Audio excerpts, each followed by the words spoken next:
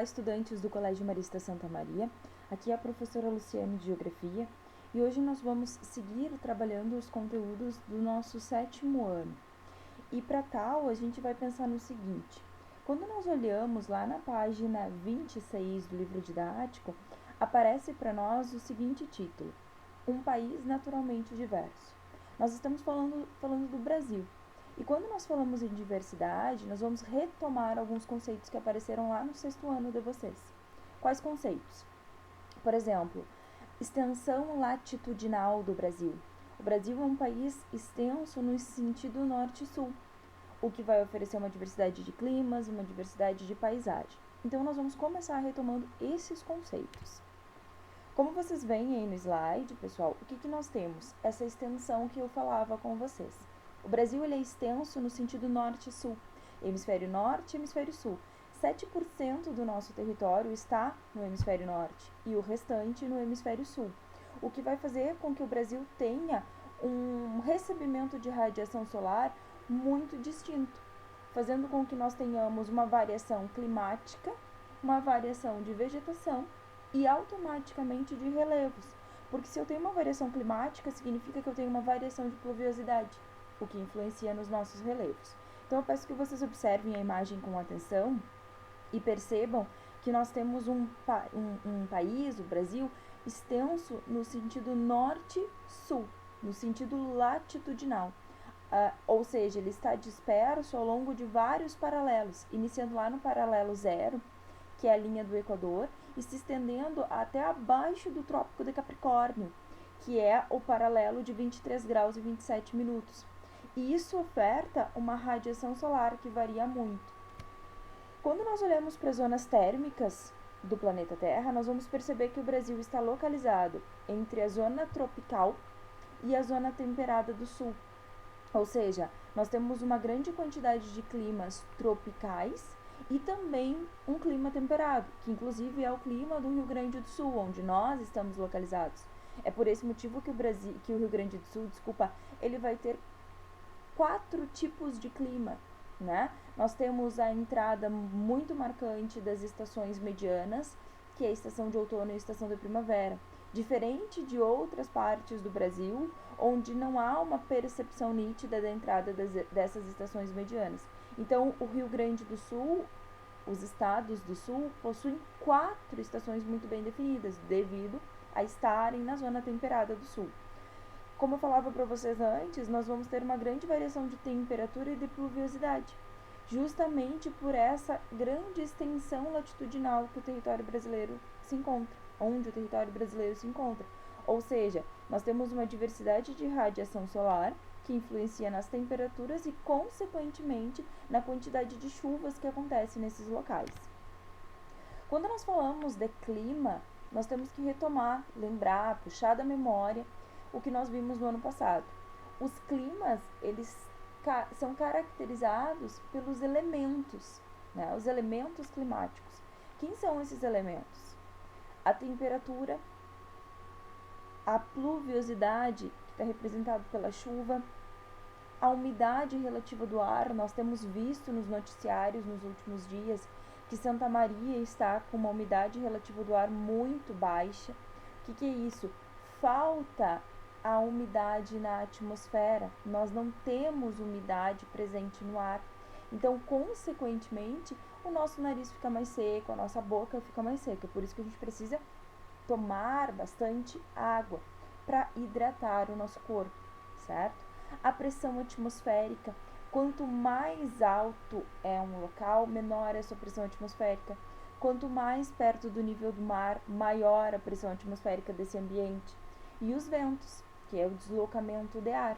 Então, esses são os nossos elementos que nós conseguimos medir no dia a dia. Eu consigo medir a temperatura, eu consigo dizer que nós temos 32 graus de máxima em Santa Maria num dado dia.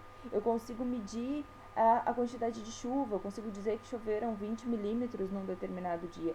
Eu consigo medir a velocidade do vento, eu consigo dizer a direção, como eu falava para vocês sobre a umidade do ar. Então, eu consigo medir esses elementos, que são influenciados diretamente pelos fatores climáticos. Pessoal, puxem da memória o que são os fatores. Aqueles fatores que são influenciados pela localização do país. Por exemplo, o Brasil, ele está localizado numa região de latitude zero. O que é a latitude, pessoal? A linha do Equador, latitude zero, proximidade com a linha do Equador. Então, o Brasil recebe muita radiação solar, ele tem temperaturas mais elevadas. Um país que está localizado, por exemplo, na região polar, recebe menos radiação solar, vai ter ocorrência de temperaturas mais baixas, consequentemente até de neve.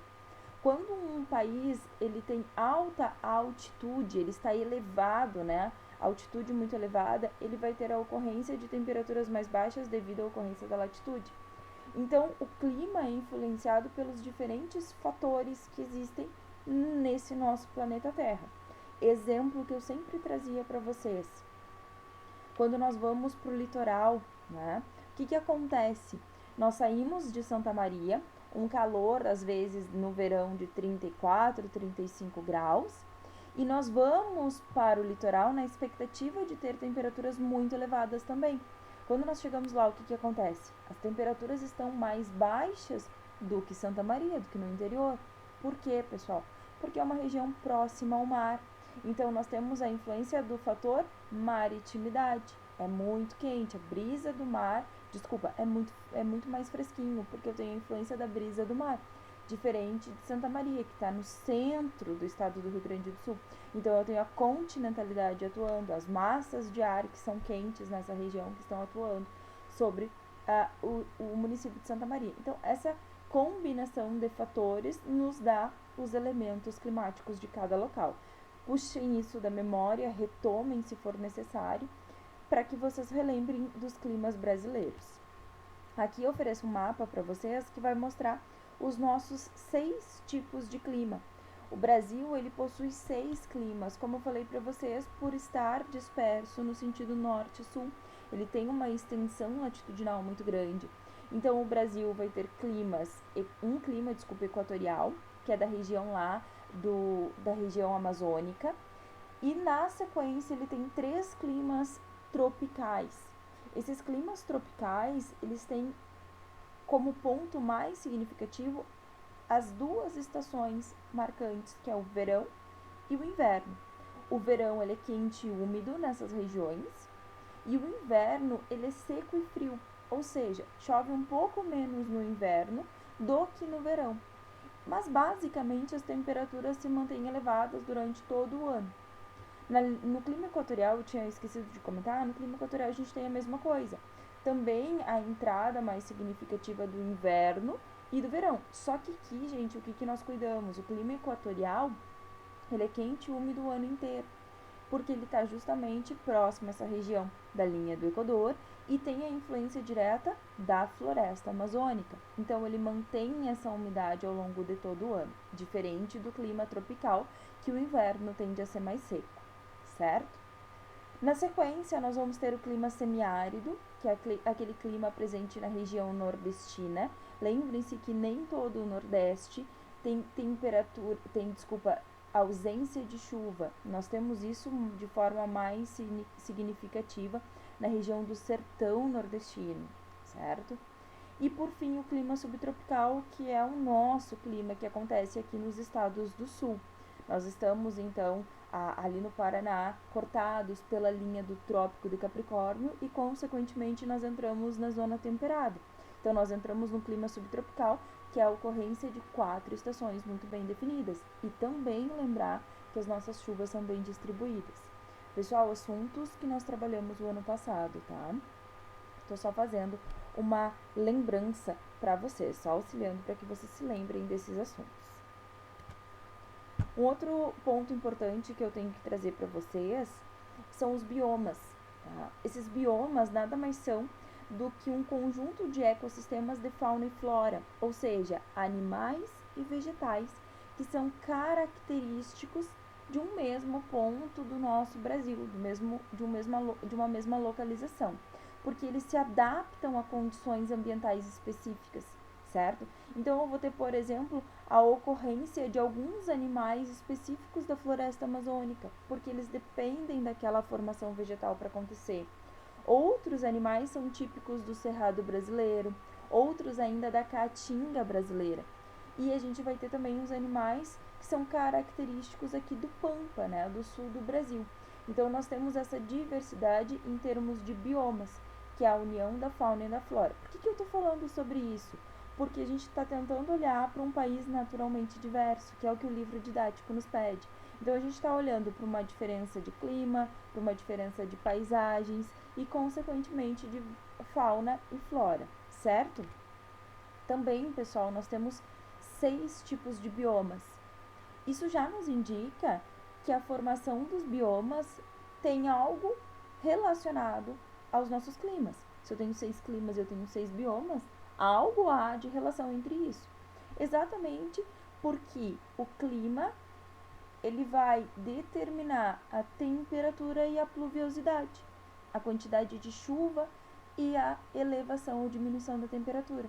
E isso nos dá a formação vegetal desses locais. E aí eu vou ter o clima amazônico predominante na região amazônica, a Mata Atlântica, que é o ponto que nós precisamos conversar um pouco hoje, que é aquela região, aquela formação vegetal que está dispersa no litoral brasileiro. Por que a gente vai focar bastante nela? Porque no final dessa aula a gente vai ter que relacionar a formação da Mata Atlântica com a ocupação territorial do Brasil, que nós já falamos nesse ano letivo. Observem em amarelo a ocorrência da Mata Atlântica. Se vocês rapidamente puxarem da memória, vocês vão se lembrar que essa é a região mais ocupada do território brasileiro desde o início do período colonial, com, por exemplo, a ocorrência do plantio da cana-de-açúcar, a extração do pau-brasil e, posteriormente, também a ocupação das regiões de Minas, onde a gente vai ter a extração do ouro, do diamante, das pedras preciosas. Então, nós temos uma devastação muito grande nesse bioma da Mata Atlântica, ok?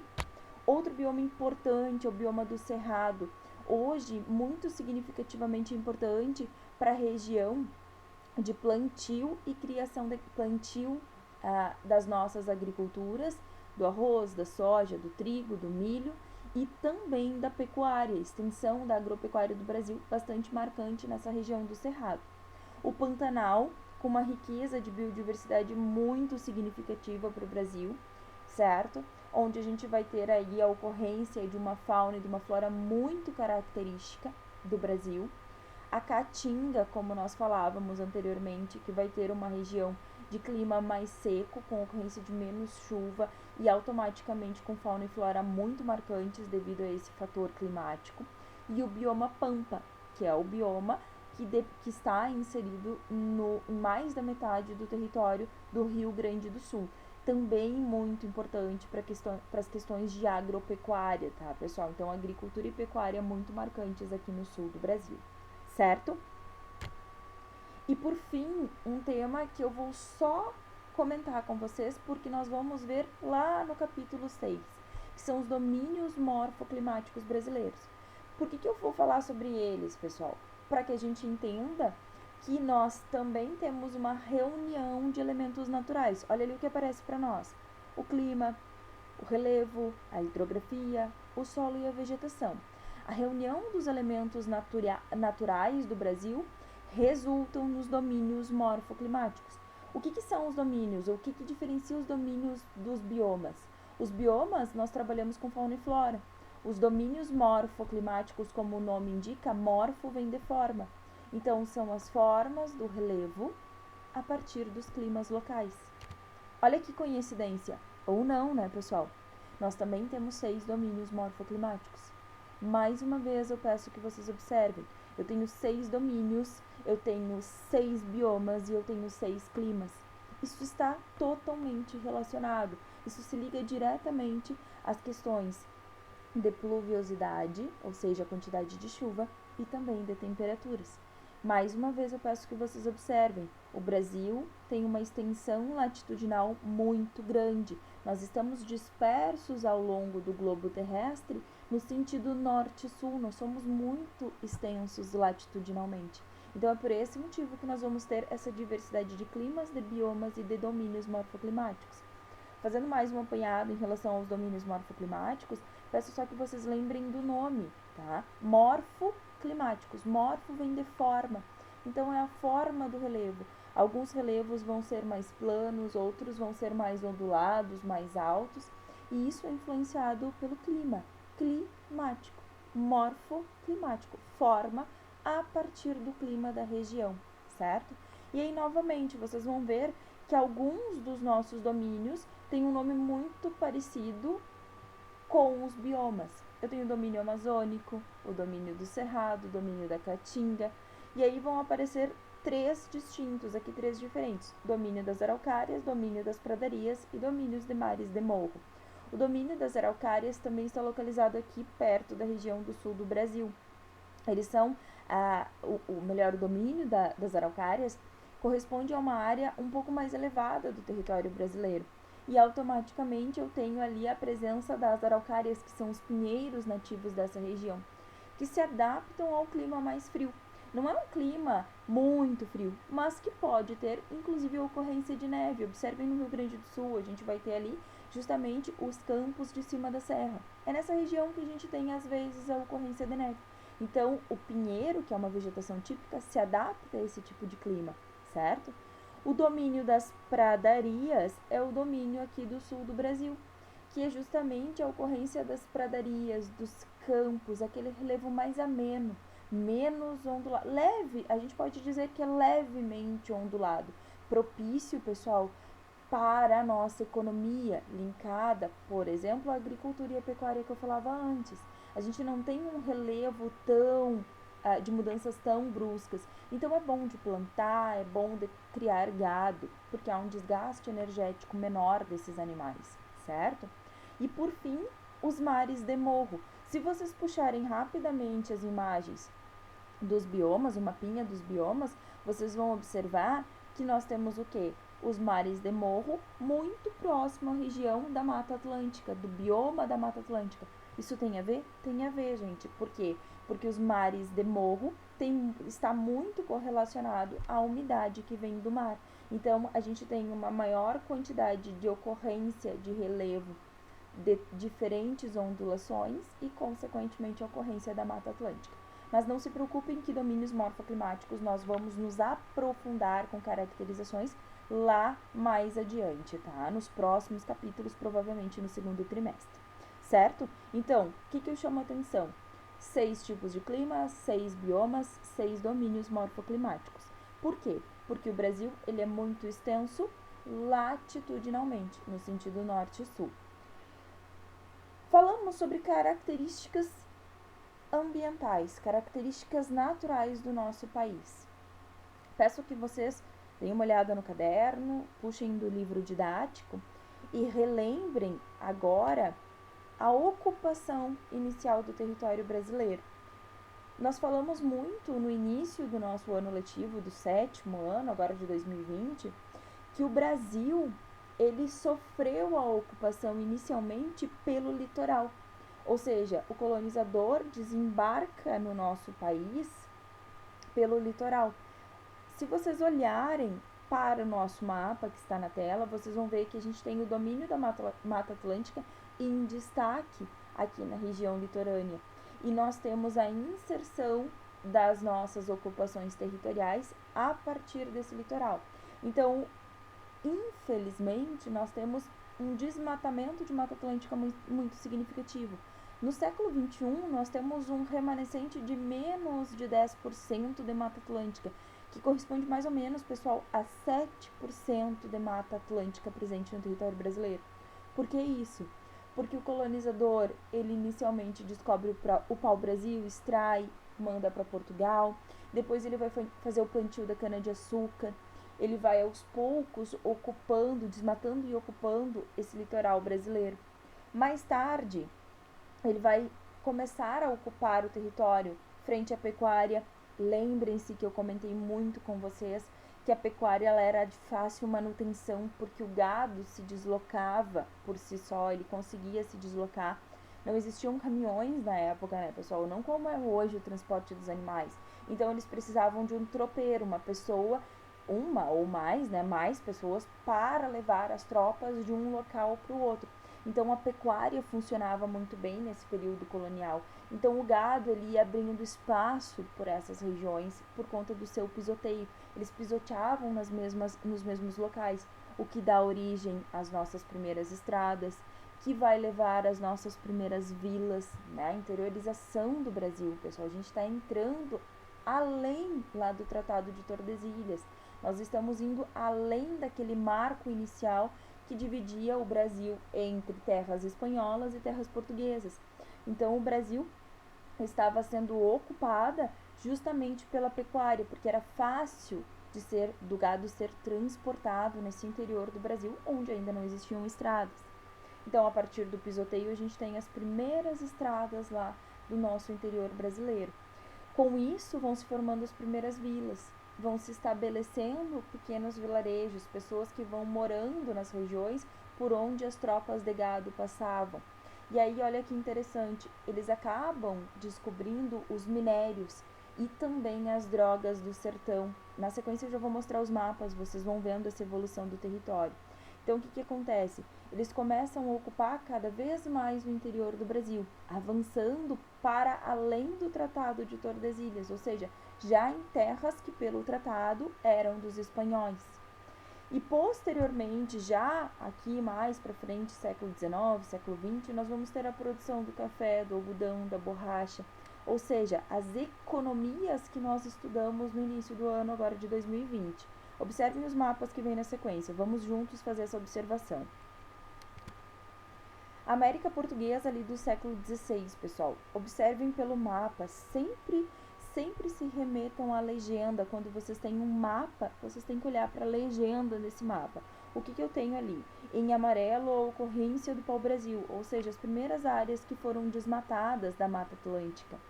Temos também em roxo a cana-de-açúcar, que foram as primeiras regiões de plantio da cana-de-açúcar, e também já de forma significativa a pecuária. Se vocês olharem em vermelho, nós temos algumas estradas que os tropeiros passam a ocupar para levarem então o gado para algumas regiões desse nosso Brasil. No próximo mapa, a gente já tem uma mudança. Observem que, por exemplo, a pecuária já se estendeu para além desse nosso litoral. Então, a gente começa a ter novas ocupações. Eles iam passando esse gado de uma propriedade para outra, levando de um dono para o outro. Então, eles iam automaticamente criando estradas, abrindo estradas por essa região que ainda era muito densa em termos de floresta, em termos de ambiente natural. Olha um outro ponto interessante, nós começamos a visitar alguns locais ali de mineração e também as drogas do sertão, pessoal, que na verdade nada mais são do que a ocorrência, por exemplo, do guaraná, da baunilha, da cana-de-açúcar, do cacau, que estavam ali na região da floresta amazônica. Mais uma área de ocupação, certo? De ocupação do homem nesse nosso território brasileiro, do ambiente natural sendo ocupado pela ação antrópica. E aqui é a América Portuguesa do século XX. A gente está tentando fazer um comparativo de como o homem ocupou as áreas naturais do território brasileiro, apesar de termos uma diversidade climática e de vegetação muito distinta ao longo de todo o nosso país. E aí a gente já consegue ver que nós temos uma extensão territorial que vai muito além daquele primeiro processo inicial de ocupação lá do nosso Tratado de Tordesilhas. Então aqui a gente já tem inclusive o Tratado de Madrid, que redelimita o território brasileiro, justamente porque os portugueses eles avançaram para além do Tratado de Tordesilhas.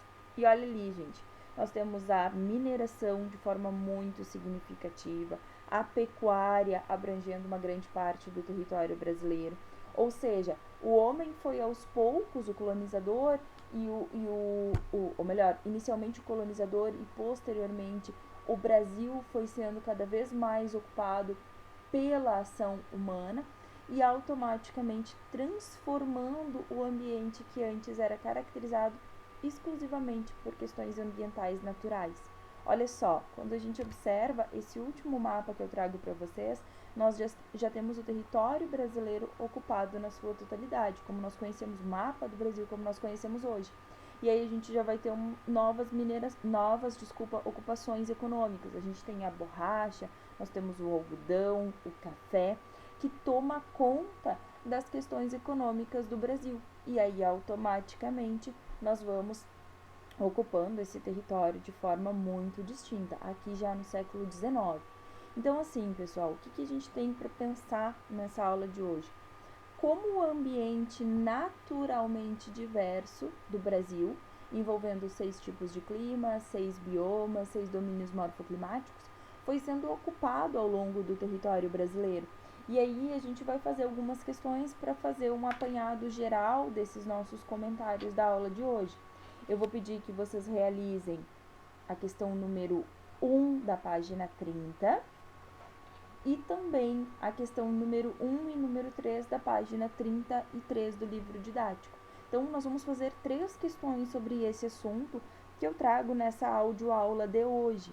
Vou deixar anotadinho para vocês ali, vou deixar um arquivo já com as questões para que vocês só completem e me enviem. Uma coisa importante, pessoal, eu tenho alguns alunos que não estão fazendo envio das atividades. Eu peço carinhosamente que vocês as façam. Nós estamos dialogando como se nós estivéssemos presencialmente em aula. Então, preciso que vocês me enviem as tarefas e também me mandem questionamentos no fórum. Pessoal, toda semana eu vou abrindo um fórum para a gente conversar sobre as dúvidas da semana, do conteúdo da semana. Vai estar lá para vocês me questionarem. Muitos alunos estão fazendo, eu fico muito feliz em poder responder. É isso que eu preciso, que vocês trabalhem, que vocês estudem tudo que a gente está mandando para vocês, né, aqui na aula de geografia, e que vocês me façam questionamentos, me perguntem quantas vezes forem precisos, se vocês não entenderem na primeira, perguntem outra vez e mais uma, e façam as tarefas que a gente está enviando para casa. Aqui na aula de geografia hoje vão ser somente 3 questões, tá? Para que não fique pesado lá nas ciências humanas tudo que vocês têm que fazer na segunda-feira. Então, por favor, façam as tarefas ao longo do dia, ao longo da semana, para que depois vocês não fiquem com muitas coisas para fazer, certo? Espero ter auxiliado vocês e qualquer dúvida me enviem no fórum que vai ser aberto para essa semana, certo? Beijo carinhoso, se cuidem, continuem em casa com a família de vocês, cuidando da saúde de vocês, certo? Em breve nós vamos nos ver, nós vamos retomar as nossas atividades presenciais com muita saúde e com muita tranquilidade, certo? Tchau, tchau, galera!